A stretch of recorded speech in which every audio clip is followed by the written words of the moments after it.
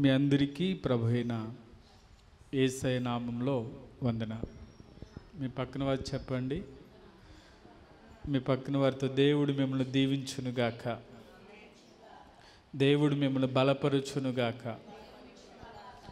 దేవుడు మీతో మాట్లాడి మిమ్మల్ని స్థిరపరచునుగాక. ఆమె దేవుని వాక్యంలోనికి వెళ్దాం. రోమీలకు రాసినటువంటి పత్రిక 8వ అధ్యాయం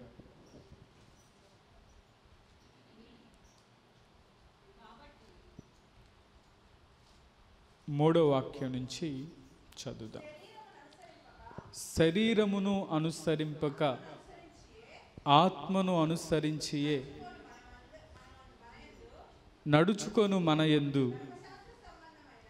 ధర్మశాస్త్ర సంబంధమైన నీతిని నెరవేర్చబడవలెనని పాప పరిహారము నిమిత్తము దేవుడు తన సొంత కుమారుని పాప శరీరాకారముతో పంపి ఆయన శరీరమందు పాపమునకు శిక్ష విధించెను. శరీరానుసారులు శరీర విషయముల మీద మనసుంతురు, ఆత్మానుసారులు ఆత్మ విషయముల మీద మనస్సునుంతురు. శరీరానుసారమైన మనస్సు మరణము, ఆత్మానుసారమైన మనస్సు జీవమును సమాధానమునై ఉన్నది. ఏలయనగా శరీరానుసారమైన మనస్సు దేవునికి విరోధమై ఉన్నది, అది దేవుని ధర్మశాస్త్రమునకు లోబడదు, ఏమాత్రమును లోబడనేరదు. కాగా శరీర స్వభావము గలవారు దేవుని సంతోషపరచనేరరు. దేవుని ఆత్మ మీలో నివసించి ఉన్న ఎడల మీరు ఆత్మ స్వభావము గలవారే కానీ శరీర స్వభావము గలవారు కారు. ఎవడైనను క్రీస్తు ఆత్మ లేనివాడైతే వాడాయనవాడు కాడు. తల వంచుదాం, కళ్ళు మూసుకుందాం, చిన్న ప్రార్థన చేసి వాక్యాన్ని ధ్యానం చేద్దాం. కృపగల తండ్రి, దయగలిగినటువంటి గొప్ప దేవానికి వందనాలు. వాక్యం మీది మాట్లాడేది మీరు, మాకు అవసరమైన మీ మాటల ద్వారా మాతో మాట్లాడి బలపరచమని మీ చేతులకి మమ్మల్ని అప్పచెప్పుకుంటూ, ఆత్మ చెప్పుచున్న సంగతులు చెవిగలవాడు వినుగాక అంటున్నారు. మీ ఆత్మీయమైన మాటల చేత మేము తృప్తి పొందులాగున మీరే మాతో మాట్లాడి మీ ఆత్మ ప్రత్యక్షత మా మధ్యలో ఉంచి ఆత్మ నడిపింపును మాకు దయచేయమని యేసు నామములో అడుగుచున్నాము తండ్రి, ఆమె. దేవునికి స్తోత్రం చెప్దాం. హల్లెలూయా. పౌలు గారు రోమా సంఘంతో అనేక విషయాలు పంచుకుంటూ వస్తూ గత వారం మనం ధ్యానం చేశాం. క్రీస్తు యేసునందున్న వారికి ఏ శిక్షా విధి లేదు.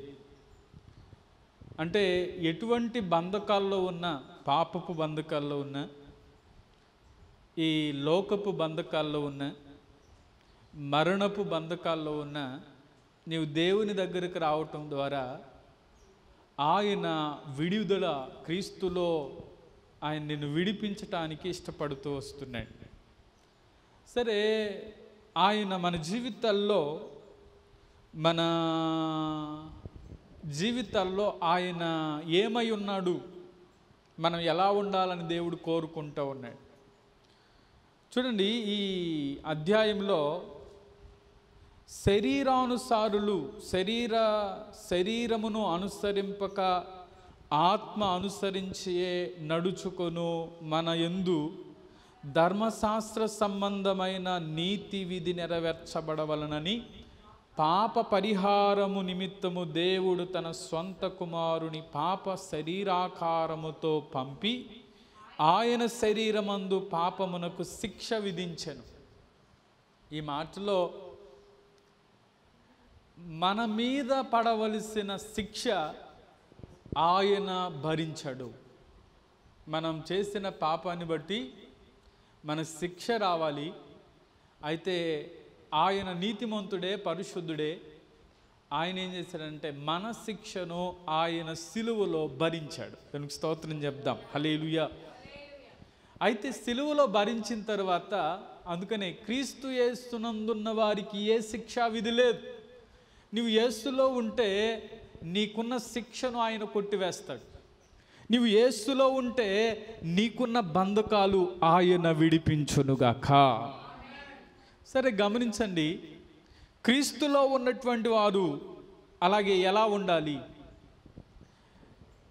ఈరోజు మన అంశం ఏంటంటే, నువ్వు శరీర సంబంధివా, ఆత్మ సంబంధివా? దానికి స్తోత్రం చెప్దామా? హల్లెలూయా. మీ పక్కన వారితో చెప్పండి, నువ్వు శరీర సంబంధివా, నీవు ఆత్మ సంబంధివా? ఈ మాటల్లో శరీర సంబంధులు ఎలా ఉంటారు, ఆత్మ సంబంధులు ఎలా నడుచుకోవాలి? మన జీవితాల్లో శరీరాకారములోనే మనం పుట్టాం. అందుకనే యేసయ్య కూడా ఈ సర్వ మానవాళి పాపాలను పరిహరించటానికి ఆయన కూడా శరీరాకారములోనే పంపబడ్డాడు. దానికి స్తోత్రం చెప్దాం. హల్లెలూయా. ఆయన శరీరాకారములో పంపబడి ఏం చేశాడంటే మన దోషాన్ని ఆయన మీద మోపబడి మనకున్న బంధకాలు, మనకున్న ఈ బంధకాలన్నీ కూడా ఆయనే విడిపించాడు. హల్లెలూయా. గమనించండి, చదవబడుతున్న ఈ మాటలో శరీరానుసారులు ఎలా ఉంటారు, ఆత్మానుసారులు ఎలా ఉంటారు? ఈరోజు యేసయ్య మన నిమిత్తం ఆయన శిక్షను భరించి మన మీద ఆయన నీతిని, పరిశుద్ధతను ఆయన బిడ్డల్లో ఉండాలని ఆయన ఆశపడుతూ వస్తున్నాడు. అందుకనే శరీర సంబంధులు శరీర విషయముల మీదే మనసు ఉంచుతారు అని మన వాక్యాన్ని చదువుతూ ఉంటాం. ఈరోజు శరీరానుసారులు, శరీర సంబంధులు అంటే శరీరాన్ని ఎక్కువగా ప్రేమించటం, శరీర విషయంలోనే. అందుకనే శరీరాశ, నేత్రాశ, జీవపు డంబం ఇవే వారి జీవితాల్లో పనిచేస్తూ ఉంటాయి ఈ శరీర సంబంధుల్లో. గమనించండి, పౌలు ఒక మాట చెప్తా ఉంటాడు. చూడండి, రోమపత్రిక 7వ అధ్యాయం 17వ వాక్యంలో ఈ మాట అంటాడు. 14వ వాక్యం. ధర్మశాస్త్రము ఆత్మ సంబంధమైనదని ఎరుగుదుము, అయితే నేను పాపమునకు అమ్మబడి శరీర సంబంధినై ఉన్నాను. చాలండి. పౌలు గారు చెప్తూ ఏమంటాడంటే ధర్మశాస్త్రము ఆత్మ సంబంధమైనది ఎరుగుదుము. మీ పక్కన వారితో చెప్పండి, ధర్మశాస్త్రం ఆత్మ సంబంధమైంది. అయితే పౌలు గారు ఏమంటున్నాడంటే నేను ఏం చేశానంటే పాపానికి అమ్మబడి శరీర సంబంధినై ఉన్నాను. పౌలు గారు దేనికి అమ్మబడ్డాడు అంటే పాపానికి అమ్మబడ్డాడు. ఈరోజు చాలామంది జీవితాల్లో శరీరం పనిచేస్తూ ఉంది, శరీర మనస్సు పనిచేస్తూ ఉంది, శరీరానికి అమ్మబడుతూ ఉన్నారు. అయితే పౌలు గారు అంటున్నాడు నేను అమ్మబడి, పాపమునకు అమ్మబడి నేనేమయ్యానంటే శరీర సంబంధినై ఉన్నాను. దేవుడైతే అంటాడు, దేవుని సన్నిధికి వచ్చి ఎవరైతే క్రీస్తుని అంగీకరించి క్రీస్తు నా సొంత రక్షకుడు అని అంగీకరిస్తారో వారి మీద ఆయన రక్తం ప్రోక్షింపబడునుగాక. క్రీస్తు నా సొంత రక్షకుడు అని నువ్వు ఎప్పుడైతే విశ్వసించావో, నీ హృదయంలో విశ్వసించిన కొలది ఆయన నీ మీద ఆయన రక్త ప్రోక్షణ జరుగునుగాక. ఎప్పుడైతే రక్తం ప్రతి పాపము నుండి ఆయన పవిత్రులుగా చేస్తా, నువ్వు దేవుని సన్నిధికి వచ్చి ఆయనే నా రక్షకుడు అని నువ్వు చెప్పగలిగితే ఆయన నీ మీద తన రక్తమును ప్రోక్షణ చేసి నీలో ఉన్న ప్రతి పాపము నుంచి ఆయనే విడిపించునుగాక. అందుకని కొరింథీయులకు రాసిన మొదటి పత్రిక 6వ అధ్యాయం 19వ వాక్యంలో పౌలు గారే చెప్తూ ఈ మాట అంటాడు. 6వ అధ్యాయం 19వ వాక్యం, మీ దేహము దేవుని వలన మీకు అనుగ్రహింపబడి మీలోనున్న పరిశుద్ధాత్మకు ఆలయమై ఉన్నదని మీరు ఎరగరా?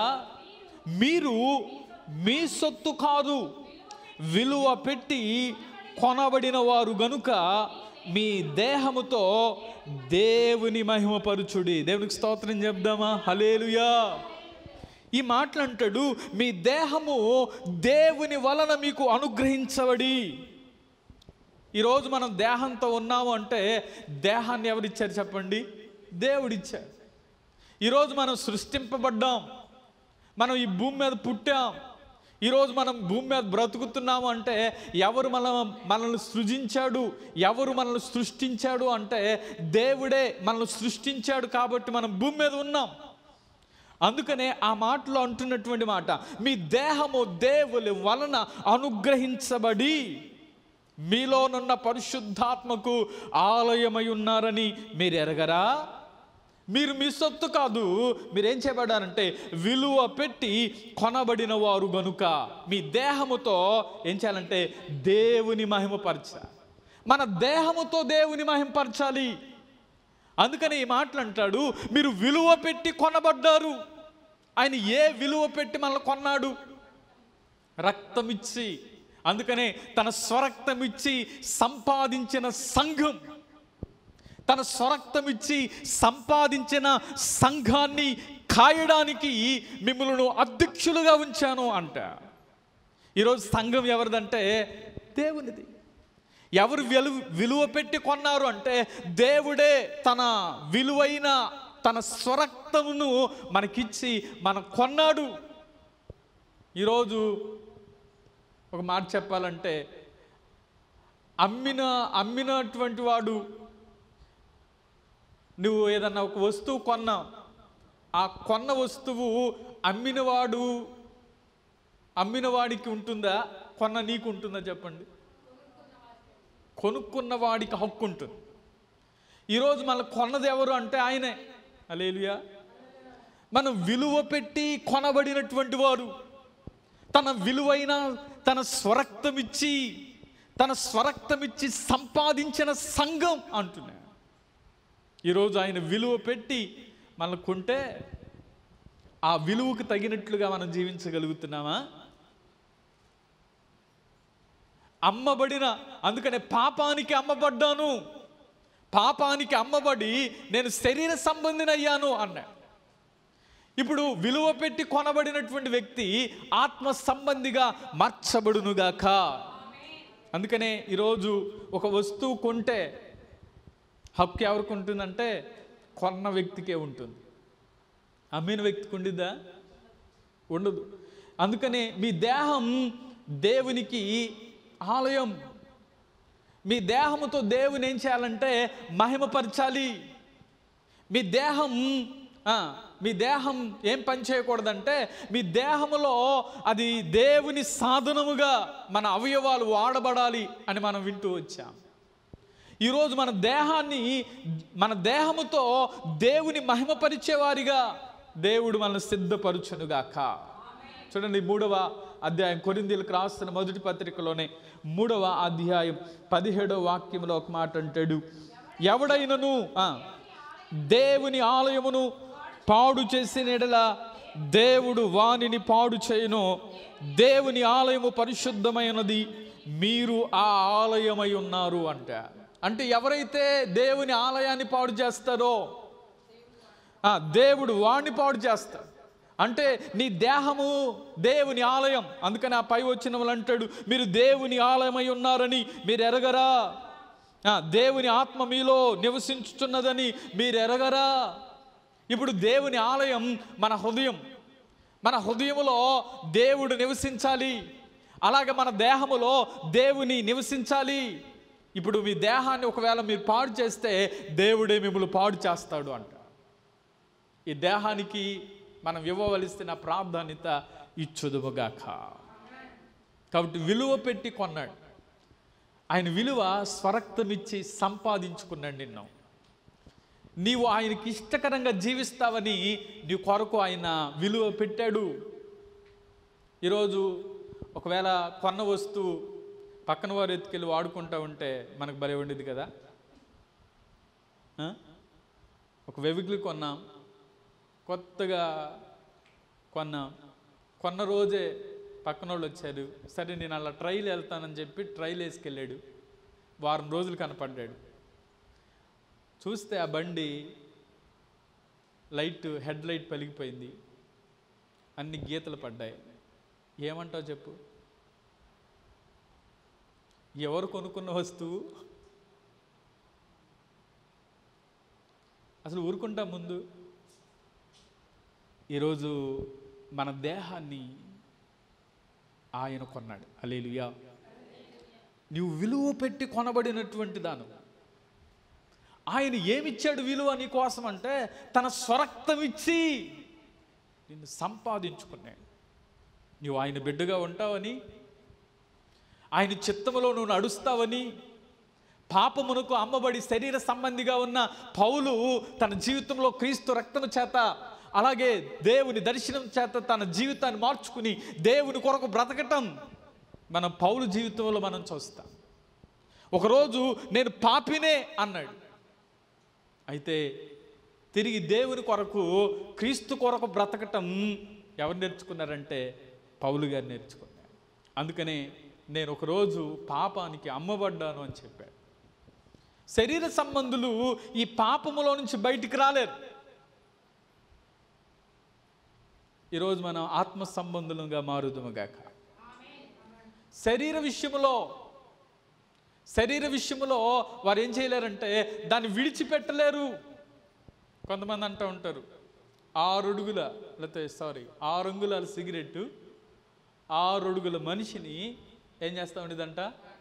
బానిసలు చేస్తాయి.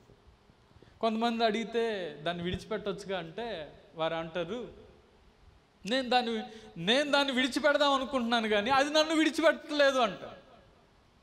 కొన్ని అలవాట్లు, కొన్ని శరీర సంబంధమైన అలవాట్లు విడిచిపెట్టడం అంత కష్టమేం కాదు. ఈరోజు దేవుని మీద ఆధారపడితే నీకున్న ప్రతి బంధకాలని దేవుడే విడిపించునుగాక. నీ అలవాట్లు మారిపోవునుగాక. ఎప్పుడు మారుతాయంటే నువ్వు దేవుని మీద ఆధారపడి నీ శరీరాన్ని నువ్వు నిగ్రహించుకుంటే తప్పకుండా అలాంటి బంధకాల నుంచి దేవుడు విడిపించునుగాక. చూడండి, రోమపత్రిక 8వ అధ్యాయం 5వ వాక్యాన్ని మనం చదివితే, శరీరానుసారులు శరీర విషయముల మీద మనస్సుంచుతారు, ఆత్మానుసారులు ఆత్మ విషయముల మీద మనస్సుంచుతారు. శరీరానుసారమైన మనస్సు మరణము, ఆత్మానుసారమైన మనస్సు జీవము సమాధానమై ఉన్నది. దేవునికి స్తోత్రం చెప్దాం. హల్లెలూయా. ఈ మాటలో మొదటిది పాపమునకు అమ్మబడినటువంటి వాడు శరీర సంబంధం. అలాగే విలువ పెట్టి క్రీస్తు రక్తము చేత కొనబడినటువంటి వాడు ఆత్మ సంబంధం. ఇది మొదటి విషయం. రెండవది వారి మనస్సు, శరీరానుసారులు వారి మనస్సు ఎప్పుడు కూడా శరీర విషయముల మీదే ఉంటుంది. ఆత్మానుసారులు వారి మనస్సు ఎప్పుడు కూడా ఆత్మానుసారంగానే ఉంటుంది. ఆత్మ చెప్పుచున్న సంగతులు చెవిగలవాడు వినుగాక. కొంతమందికి ఆత్మ సంగతులు పనిచేయవు. ఎందుకంటే వినే బుద్ధి లేదుగా. ఏ బుద్ధి లేదుగా? వినే బుద్ధి లేదు. ఈరోజు శరీర సంబంధులు ఎలా ఉంటారు? మరి శరీర సంబంధులు అంటే శరీరానుసారమైన వాటి మీదే మనస్సు. నేను పరిశుద్ధ గ్రంథంలో కొంతమంది వ్యక్తులను మీకు తెలియచేస్తాను. మనకి లోతు భార్య ఎంతమంది తెలుసు? చూసారా? విన్నారు? హల్లెలూయా. లోతు భార్య ఉంది కదా. లోక సంబంధమైన వాటి మీద ఆశించింది. దేవుడు అన్నాడు, సొదొమని నేను నాశనం చేస్తున్నాను, నువ్వేం చేస్తావంటే నువ్వు అక్కడి నుంచి బయటికి రా అన్న. బయటికి రా అన్నప్పుడు మొత్తానికి బయటికి రావడానికి కుటుంబం అంతా బయలుదేరింది. ఎట్లా బయలుదేరింది? లోతు బయలుదేరాడు, లోతు భార్య బయలుదేరింది, లోతు పిల్లలు కూడా బయలుదేరారు. బయలుదేరిన తరువాత ఆ భార్య, లోతు భార్య వెనుదిరిగింది. ఏం చేసిందంట? వెనక్కి తిరిగింది. సరే, వెనక్కి తిరగడానికి కారణం ఏంటి? ఏమున్నాయి? మంచి ఇల్లు ఉండిద్ది, బంగ్లా. 2 వెలగల వస్త్రాలు ఉండుంటాయి, బీరువాలో మంచి డబ్బు లేకపోతే బంగారం నగలు ఉంటాయి. అందుకని వెనుదిరిగి ఏమైపోయిందంటే ఉప్పు స్తంభం అయిపోయింది. నేను అంటాను, భూమి మీదకి పనికిరాలా, పరలోకానికి పనికిరాలా. ఇంకో మాట చెప్పండి, నరకానికి పోలా, పరలోకానికి పోలా, మధ్యలో ఆగిపోయింది. ఈరోజు శరీర సంబంధులు ఎలా ఉన్నారంటే, శరీర సంబంధుల యొక్క గమ్యం ఏంటంటే నరకమే. శరీరానుసారులు శరీర విషయముల మీదే మనసు, ఎప్పుడు వారి మనసు ఎలా ఉండేదంటే శరీర విషయముల మీదే. లోతును దేవుడు పిలిచి రమ్మంటే రావడానికి ముందు ఇష్టపడలేదు, కానీ దేవుడు లాక్కొచ్చేస్తాడు వారిని. కానీ లోతు భార్య తన మనస్సును మాత్రం ఏం చేయలేకపోయిందంటే నియంత్రించుకోలేకపోయింది అని చెప్పటంలో అతిశయోక్తి లేదు. ఆమె జీవితంలో ఎందుకు ఆ ఉప్పు స్తంభం అయిపోయిందంటే శరీర విషయముల మీద మనస్సు నిలపడాన్ని బట్టే అని చెప్పచ్చు. మనకు తెలుసు, మనం ఎప్పుడు వింటున్నటువంటి మాటలే, ధనవంతుడు లాజరు. ధనవంతుడు అంటాడు, నా ప్రాణమా తిను తాగు సుఖించు, నీ అంతటి వాడు ఈ భూమి మీద ఎవ్వరు లేరయ్యా. లాజరు అతని దగ్గర నుంచి పడే ఆ రొట్టె ముక్కల కొరకు ఎదురు చూస్తూ జీవించాడు. ఇద్దరు చనిపోయారు. ఒకరోజు దేవుని ఎదుట ఇతనేమో పరలోకములో ఉన్నాడు, లాజరు ధనవంతుడేమో నరకంలో యాతన పడుతూ ఉన్నాడు. అక్కడి నుంచి పిలుస్తున్నాడు. ఏమని పిలుస్తున్నాడంటే, తండ్రివైన అబ్రహామా. ఈ భూమి మీద ఉండగా ఏం తెలుసు అంటే, ఆయన తండ్రివైన అబ్రహామా అని పిలిచాడు. అంటే అబ్రహాం ఎవరు తెలుసు? హల్లెలూయా. అబ్రహాం విశ్వాసం తెలుసు. అబ్రహాము ఎలా జీవిస్తూ వచ్చాడో ఆ ధనవంతునికి తెలుసు. ఇక్కడ ఆలోచించేద్దాం. ఒక వ్యక్తి జీవితంలో ఈ భూమి మీద ఉన్నప్పుడు మారు మనసు ఏంటో తెలుసు, రక్షణ ఏంటో తెలుసు, అలాగే వారి జీవితాలు మార్చుకోవటం ఏంటో తెలుసు. అయితే అతడు దేని యందు ప్రయాసపడ్డాడు అంటే, తినే విషయం, త్రాగే విషయం, సుఖించే విషయంలోనే తన శరీర మనస్సుతోనే అన్ని సంపాదించుకున్నాడు, కొట్లో నింపుకున్నాడు. కానీ వాటిని అనుభవించటానికి లేకపోయింది. ఓరి వెర్రివాడా, ఈ రాత్రే నీ ప్రాణాన్ని అడిగితే నువ్వు సంపాదించుకున్నది ఏమవుతుంది? తన శరీరానుసారమైన మనస్సును బట్టి తను ఎక్కడికి వెళ్ళాడంటే నరకానికి వెళ్ళాడు. ఇప్పుడు లాజరు ఏమి లేదు. ఒకవేళ లాజరు జీవితంలో ఏమీ లేదు, కానీ ఎవరిని కలిగి ఉన్నాడంటే దేవుని కలిగి ఉన్నాడు. హల్లెలూయా. ఈ మాటను బట్టి ధనవంతులు అందరూ నరకానికి వెళ్తారని చెప్పను, కానీ ఎవరు అనంటే నీ జీవితంలో నీ సామర్థ్యాన్ని బట్టి నీవు దేవునికి నీ జీవితంలో స్థానం ఉందా? ధనవంతునికి ఏది లేదు అంటే దేవునికి స్థానం ఇవ్వటం అనేది లేదు. ఎక్కడ గ్రహించాడు అంటే నరకములో ఉండి ఆ విషయాన్ని గ్రహిస్తూ ఉన్నాడు. ఎక్కడ? భూమి మీద ఉండగా గ్రహించలా, నరకములో ఉండి గ్రహిస్తూ ఉన్నాడు. ఏమంటున్నాడంటే, అయ్యా లాజరును పంపించి ఒక నీటి బిందువుతో నాకు ఆకలి తీర్చయ్యా అంటున్నాడు. మనం ఒక 1/2 లీటర్ తాగితే కానీ మన దాహం తీరదు, అవునా? ఒక నీటి బిందువు ఏమన్నా ఆకలి తీర్చగలదా? అప్పుడు అంటున్నాడు, అయ్యా ఒక్కసారి మృతులలో నుండి ఒకడు భూమి మీదకి వెళితే, అయ్యా నా సహోదరులు 5గురు ఉన్నారయ్యా, ఈ 5గురు కూడా ఒకవేళ నాలాంటి వాళ్ళే నా దగ్గరికి వచ్చి యాతన పడతారేమో, ఇదిగో ఈ వీరి కోసం మృతులలో నుండి ఒకడు లేచి వారి దగ్గరికి వెళితే వారు నమ్ముతారయ్యా, నువ్వు లాజరును పంపించు అంటే దేవుడు అంటున్నాడు, అక్కడ నా ప్రవక్తులు ఉన్నారు, మోషే కూడా ఉన్నాడు, అలాగే నా సేవకులు ఉన్నారు, వారి మాట వింటే చాలయ్యా అని చెప్పి దేవుడు వానికి సమాధానం. ఈరోజు ధనవంతుని యొక్క జీవన విధానం శరీర సంబంధమైన వాటి మీదే మనసు ఉంచాడు, కానీ ఆత్మ సంబంధమైన వాటి మీద తన మనస్సును నిలపలేకపోయాడు. ఆత్మ సంబంధమైన వాటి మీద ఎవరు మనస్సు నిలిపారు అంటే లాజరు మనస్సు నిలుపుతూ వచ్చాడు. దేవునికి స్తోత్రం చెప్దాం, హల్లెలూయా. ఈరోజు మనం ఒకవేళ ఎంత సంపాదించినా, మన పూర్వీకులే కానీ లేకపోతే ఎంత సంపాదించినా ఒకరోజు దాన్ని విడిచిపెడతామని మనకు తెలుసు, అయినా సంపాదిస్తాం. హల్లెలూయా. సంపాదించటంలో తప్పులేదు, నువ్వు కష్టపడితే ఆ కష్టానికి తగిన సామర్థ్యాన్ని దేవుడు దయచేయునుగాక.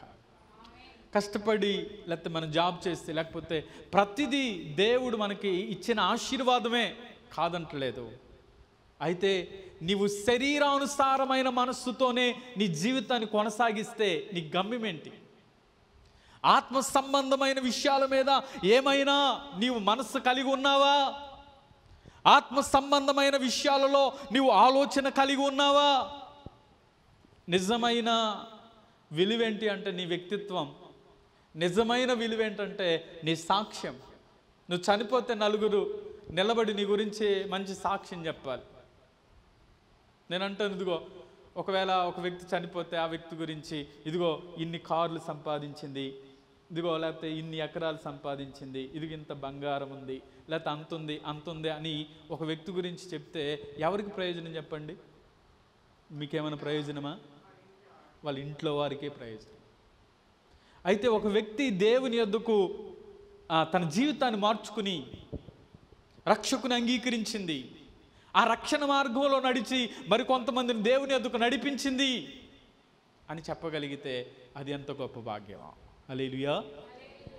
ఒక వ్యక్తి గురించి, ఇదిగో అంతకుముందు తన జీవితంలో వ్యర్థంగా జీవించింది, ఇదిగో యేసయ్యను అంగీకరించిన తర్వాత పరిశుద్ధంగా జీవించింది, తన మాటలో తన క్రియల్లో తన ప్రవర్తనలో దేవునికి దగ్గరగా జీవించింది అన్న సాక్ష్యాన్ని పొందుకుంటే ఎంత గొప్ప విషయం. ఆమె ఇప్పుడు ఆ సాక్ష్యం మరొకరికి ప్రేరణగా ఉంటుంది, కానీ నువ్వు సంపాదించింది ఇంకొకరి ప్రేరణ ఉండొచ్చా?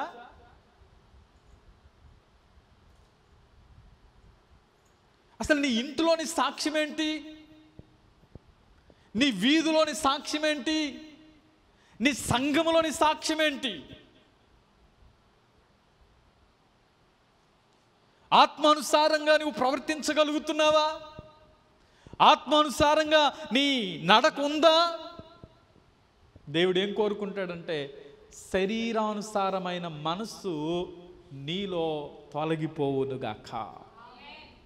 మనకు తెలుసు, మదర్ తెరిసా ఇంగ్లాండ్ దేశం నుంచి వచ్చింది.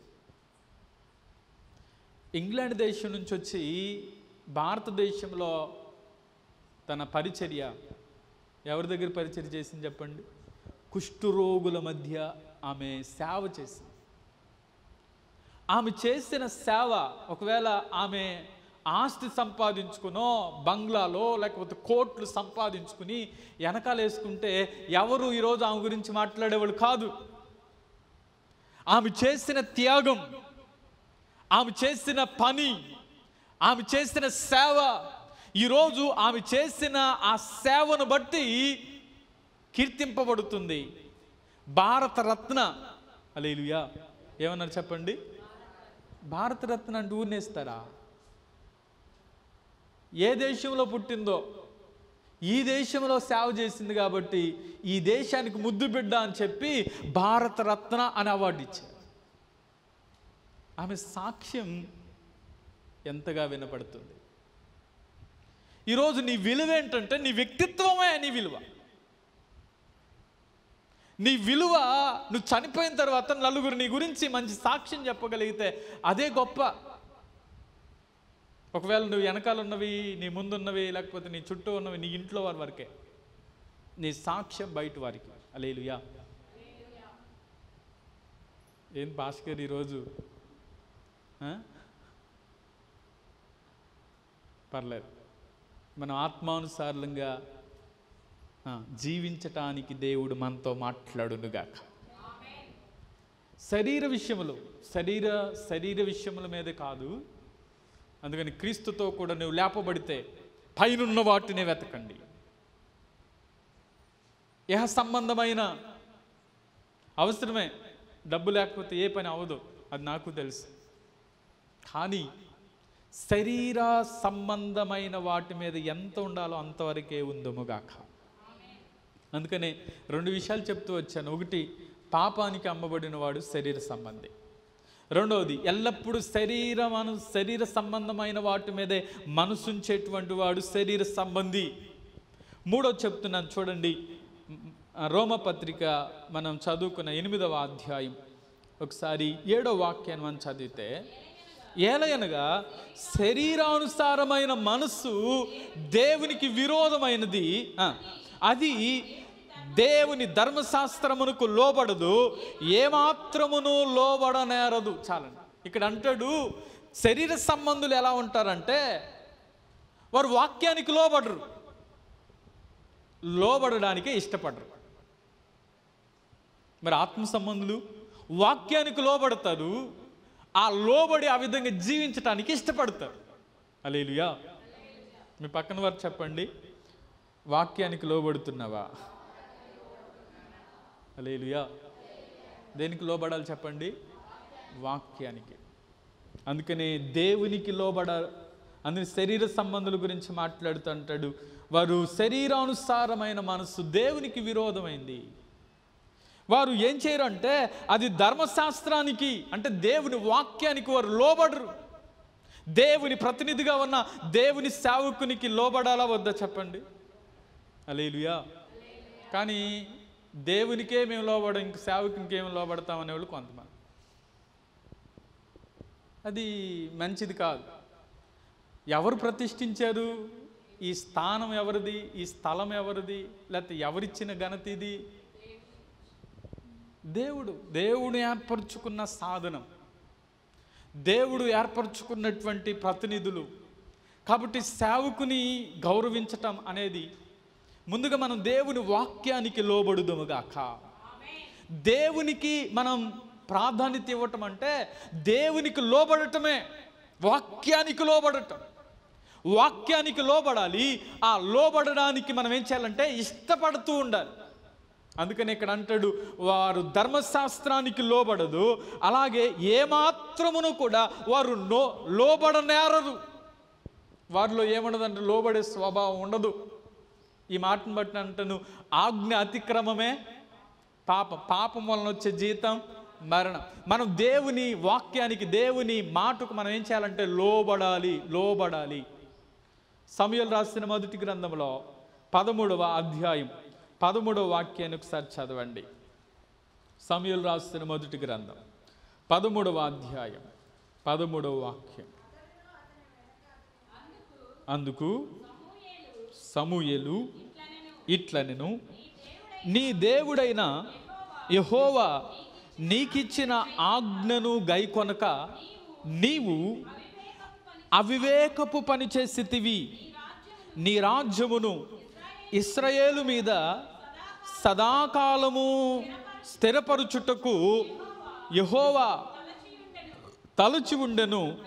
అయితే నీ రాజ్యము నిలవదు. యెహోవా తన చిత్తానుసారమైన మనస్సు గల ఒకనిని కనుగొన్నాడు. దేవునికి స్తోత్రం చెప్దాం. హల్లెలూయా. ఒకరోజు సమూయేలు అంటాడు, 7 దినాలు ఆగి మనం బలి అర్పిద్దాం, నేను వస్తాను, బలి అర్పిస్తాను, అయితే జనులందరినీ సమకూర్చు, నువ్వు రాజుగా ఉండు అంటే సౌలు రాజే. అయితే రాజు ఆ 7 దినాలు అయిపోతున్నాయి, జనులందరూ వెళ్ళిపోతున్నారని చెప్పి ఈయన బలిపీఠం దగ్గరికి వెళ్ళి బలి అర్పించటానికి సిద్ధపడి బలి అర్పించేస్తాడు. తరువాత ఎవరు వస్తారు? సమూయేలు యాజకుడు వస్తాడు. యాజకుడు వచ్చి, నువ్వు చేసిన పనేంటి? నువ్వేం చేసావంటే అవివేకపు పని చేసావు. దేవుడిచ్చిన ఆజ్ఞను నువ్వేం చేసావంటే గైకొనలేదు. ఎవరిచ్చిన ఆజ్ఞను గైకొనలేదంట? దేవుడిచ్చిన ఆజ్ఞను నీవు గైకొనక నీవు అవివేకపు పని చేసావు అని చెప్పి అక్కడ అంటాడు, నీ రాజ్యము ఇశ్రాయేలు మీద సదాకాలం ఉండాలని, సదాకాలం స్థిరపరచాలని దేవుడు తలంచాడు. కానీ సౌలు రాజ్యం ఇక నిలవదు. సౌలు అందుకని అక్కడ అంటాడు, ఇదిగో నీవు అవివేకపు పని చేసిన కారణం చేత నీ రాజ్యము ఇశ్రాయేలు మీద సదాకాలము నిలవకుండా దేవుడు తలంచాడు అంట. ఈరోజు ఈ ఆశీర్వాదం పోగొట్టుకోవడానికి తను చేసిన తప్ప, దేవుడు చేసిన తప్ప? చెప్పండి. ఆశీర్వాదం కోల్పోవడానికి ఎవరు చేశారు? ఇప్పుడు సౌలు చేశాడా, దేవుడు చేశాడా? ఎందుకు ఆశీర్వాదాన్ని కోల్పోయాడు అనంటే అవివేకపు పని చేశాడు. ఇదిగో దేవుడిచ్చిన ఆజ్ఞ నీవు గైకొనక నీవు అవివేక పని చేశావు కాబట్టి నీ రాజ్యం తొలగించబడుతుంది. ఈరోజు మనం దేవుని ఆజ్ఞను తప్పకుండా ఏం చేయాలి? లోబడాలి. చూడండి, 15వ అధ్యాయంలో కూడా ఒక మాట మనం చదువుకుందాం. సమూయేలు రాసిన మొదటి గ్రంథం 15వ అధ్యాయం 22వ వాక్యం. అందుకు సమూయేలు తాను సెలవిచ్చిన ఆజ్ఞను ఒకడు గైకొనుట వలన యెహోవా సంతోషించున్నట్లు ఒకడు దహన బలులను అర్పించుట వలన ఆయన సంతోషించునా? ఆలోచించుము. బలులు అర్పించుట కంటే ఆజ్ఞను గైకొనుటయు పొట్టేళ్ల కొవ్వు అర్పించుట కంటే మాట వినుటయు శ్రేష్టము. చాలండి. ఇక్కడ అంటాడు, ఏమంటాడంటే ఇదిగో ఆజ్ఞను గైకొంటే దేవుడు సంతోషించాలంటే నువ్వేం చేయాలంటే ఆజ్ఞను గైకు. ఆ మాటలు అంటాడు, బలులు అర్పించుట కంటే ఆజ్ఞను గైకొనుట, అలాగే పొట్టేళ్ళు కొవ్వు అర్పించుట కంటే మాట వినుట శ్రేష్టం. ఈరోజు మన జీవితంలో ఏది శ్రేష్టం అంటే దేవుని మాట విని, దేవుని ఆజ్ఞను అనుసరించి, దేవుని వాక్యానికి లోబడి, దేవుని చిత్తములో మనం నడవటం అనేది మన జీవితానికి ఆశీర్వాదకరంగా దేవుడు చేయునుగాక. కాబట్టి ఆజ్ఞ ఏంటంటే మనం చేయవలసిన ఆజ్ఞలు చాలా ఉన్నాయి. 10 ఆజ్ఞలే కాదు, ఇంకా కొన్ని ఆజ్ఞలు ఉన్నాయి. కాబట్టి నువ్వు మాట వినటం అనేది నీ జీవితానికి ఆశీర్వాదం. అందుకనే బలులు అర్పించుట కంటే మాట వినుట శ్రేష్టం. ఆజ్ఞ, నిన్ను వలె నీ పొరుగువాన్ని ప్రేమించు. ప్రతి విషయంలో దేవుని మాట, దేవుని ఆజ్ఞను మనం అనుసరిస్తూ నడుచుదముగాక. కాబట్టి ఈ మాటను బట్టి అంటాడు, ఆయన వాక్యానికి లోబడాలి. లోబడటమే కాకుండా ఆయన చిత్తములో మనం ముందుకు వెళితే తప్పకుండా దేవుడు మన జీవితాల్లో గొప్ప కార్యాలు చేయనుగాక. శరీర సంబంధులు వాక్యానికి లోబడరు, లోబడడానికి ఇష్టపడరు. ఆత్మ సంబంధులు వాక్యానికి లోబడతారు. విధేయత చూపించడానికి వారు ఏం చేస్తూ ఉంటారంటే ఇష్టపడుతూ ఉంటారు. ఈరోజు మనం ఆత్మ సంబంధులుగా ఉంటే తప్పకుండా వాక్యానికి లోబడి మనం ముందుకు సాగుదాముగాక. ఇప్పుడు 3 విషయాలు చెప్తూ వచ్చాను. ఒకటి, శరీర సంబంధులు పాపమునకు అమ్మబడతారు. రెండవది, శరీర సంబంధులు శరీర సంబంధమైన వాటి మీదే మనసు ఉంచుతారు. రెండవది. మూడవది, వారు వాక్యానికి లోబడరు, లోబడడానికి వారు ఇష్టపడరు.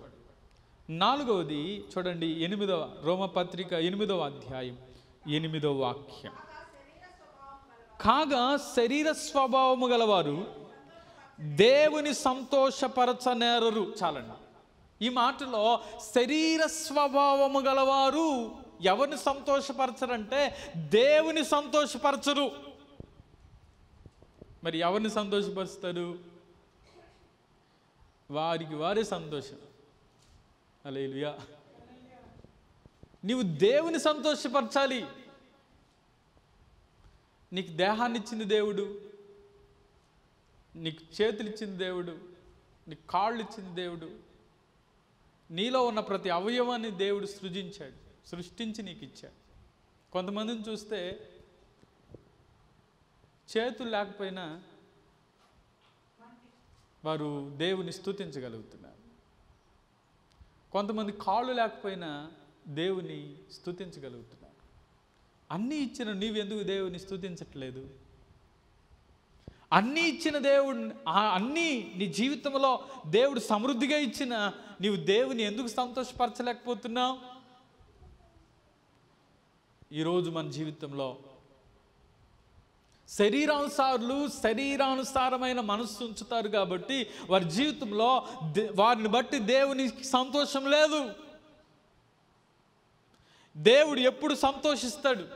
మన ఉపవాస ప్రార్థనలు చెప్తూ వచ్చాను, యెహోవాను బట్టి సంతోషించు. అసలు మనం దేవుని కలిగి ఉన్నందుకు దేవుణ్ణి బట్టి మనం సంతోషించాలని చెప్పాను.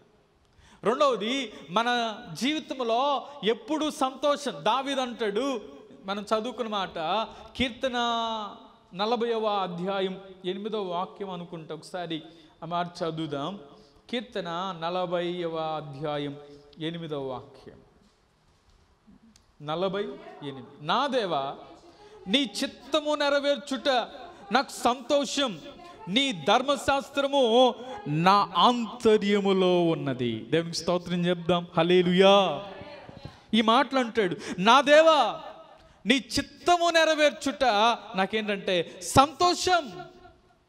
ఈరోజు దేవుని వాక్యానికి లోబడితే, అందుకనే దావీదు భక్తుడు అంటున్నాడు, అయ్యా నీ చిత్తము నెరవేర్చుట నాకు సంతోషమయ్యా. దేవుని చిత్తం మనం చేస్తున్నామా? దేవుని చిత్తానుసారంగా మనం నడుస్తున్నామా?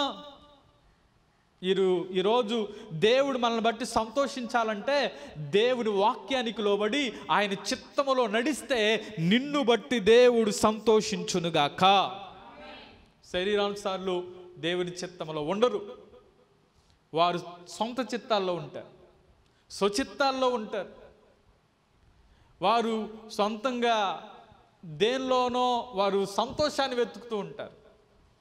ఈరోజు నేను దేవుని బట్టి దేవునిలోనే నీకు సంతోషం దొరుకునుగాక.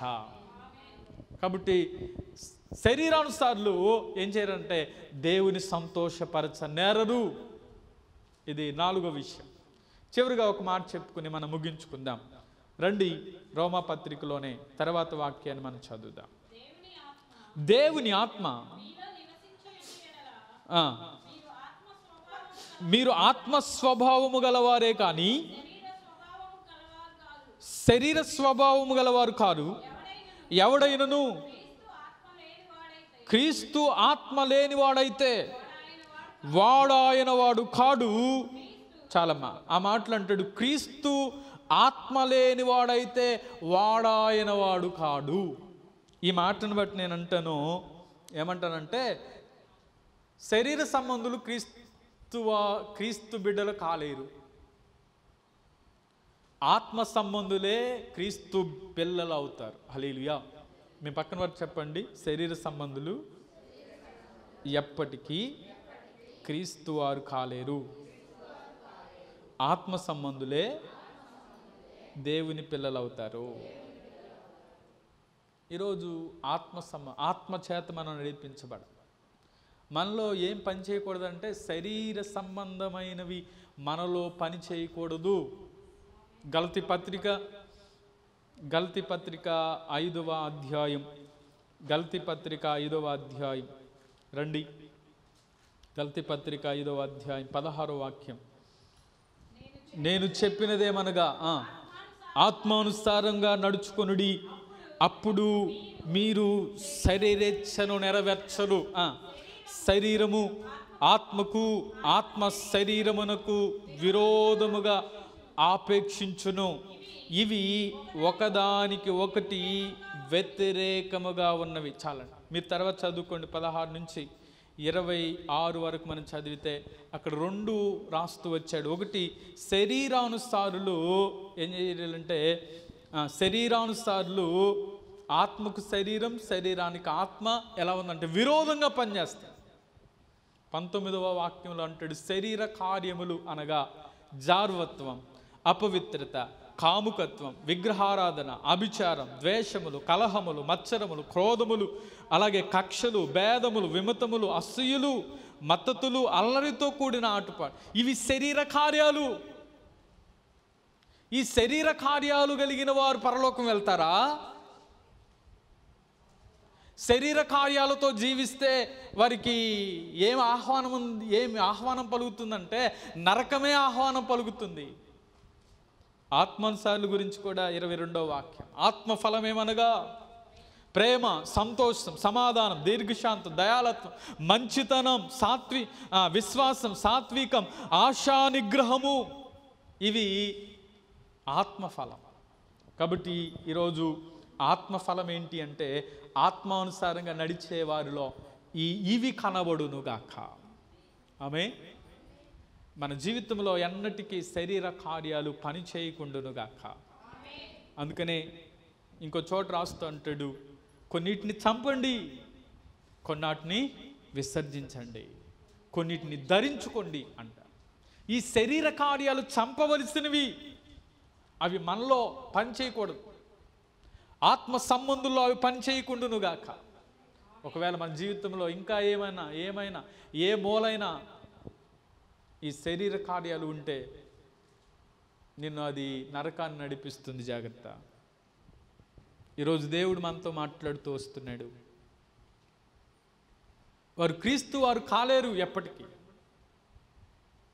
నువ్వు క్రీస్తు వాణివి, క్రీస్తు దానిగా నీ జీవితం ఉండాలి అంటే నీవు ఆత్మ చేత నడిపించబడి ఆత్మ ఫలము కలిగి నీ ఆత్మ జీవితాన్ని నీవు కట్టుకొందువుగాక.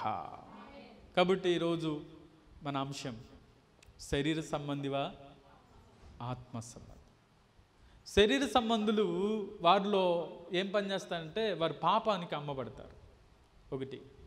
2, వారి మనస్సు ఎల్లప్పుడూ కూడా శరీరం మీదే ఉంటుంది. 3, వారు వాక్యానికి లోబడడానికి ఇష్టపడరు. 4, వారు దేవుని సంతోషపరచరు.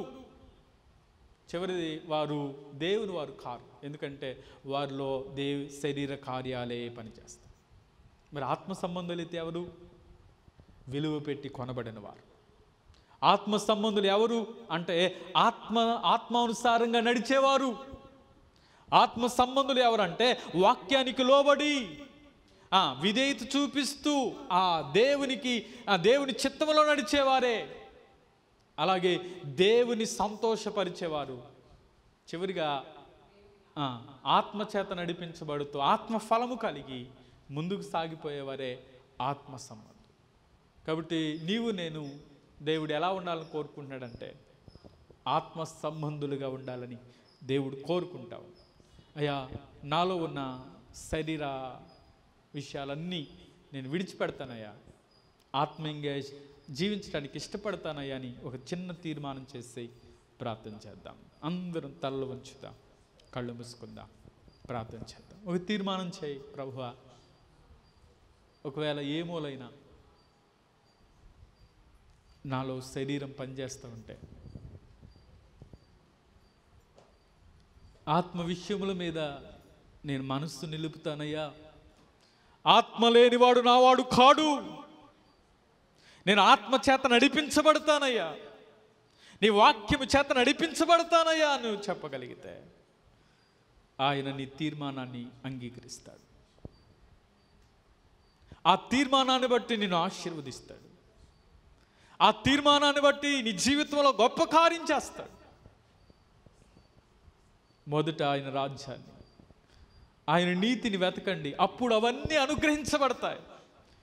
ఈ జీవితంలో ఆత్మ సంబంధమైన వాటికి నువ్వు ప్రాధాన్యత ఇస్తే ఆటోమేటిక్గా నీకు ఏది అవసరమో అవన్నీ కూడా దేవుడే అనుగ్రహించునుగాక. కళ్ళు మూసుకుందాం, ప్రార్థన చేద్దాం. కృపగల తండ్రి, దయగల దేవానికి వందనాలు. మీ బిడ్డలు చేసిన తీర్మానాన్ని బట్టి దేవా, శరీర సంబంధులుగా కాక ఆత్మ సంబంధులుగా మీ బిడ్డ నడుస్తూ ముందుకు సాగిపోవడానికై మీరే సహాయం చేయండి. నిజమే, ఒకప్పుడు పాపానికి అమ్మబడిన వారమే. మీరు మమ్మల్ని కొని స్వరక్తం ఇచ్చి మమ్మల్ని సంపాదించుకున్నందుకై స్తోత్రం. అలాగే ఆత్మానుసారమైన విషయం మీద మేము మనస్సు నిలబడానికి సహాయం చేయండి. అలాగే వాక్యానికి లోబడే ఆ తత్వం, ఆ విధేయతను మాకు నేర్పించండి ప్రభువా. మిమ్మల్ని సంతోషపెట్టేవారిగా, ఆత్మ ఫలము కలిగి ఆత్మానుసారంగా మేము జీవించి నిత్యరాజ్యానికి వారసులయ్యే కృపను ఒక్కొక్కరికి మీరు దయచేయండి. మీ విడుదల చేసిన తీర్మానాన్ని వారిలో ఉన్న శరీర సంబంధులుగా ఒకవేళ ఏ పని చేస్తున్నా వాటన్నిటిని మీరు కొట్టివేసి ఒక్కొక్కరిని ఆత్మ సంబంధులుగా మార్చి మీ చిత్తములో ముందుకు సాగి మీ రాజ్యానికి సిద్ధపడడానికై సమకూర్చి సిద్ధపరచు. చేరువచ్చిన బిడ్డలందరినీ దీవించమని యేసయ్య నామములో అడుగుచున్నాము తండ్రి. ఆమేన్.